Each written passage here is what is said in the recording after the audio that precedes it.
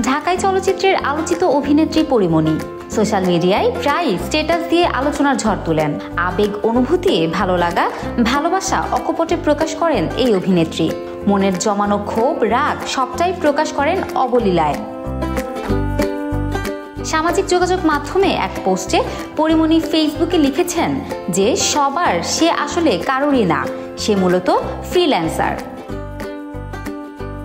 তার পোস্টটি নিয়ে বেশ রসিকতায় মজেছেন নেটিজেনরা।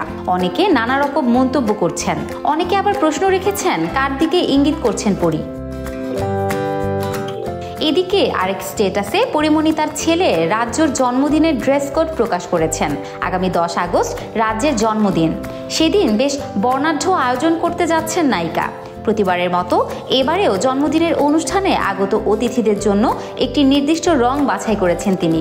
এবারে তিনি ঠিক করেছেন মেরুন রং।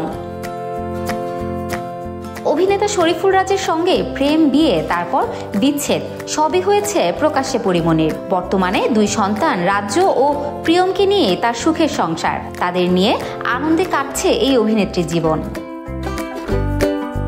অনেকদিন ধরেই নতুন কোনো সিনেমাতে দেখা যাচ্ছে না পরীমণিকে। শিগগিরই তিনি নতুন করে কাজে ফিরবেন বলে আশা করছেন তার ভক্ত অনুরাগীরা। Desk report, campus Times.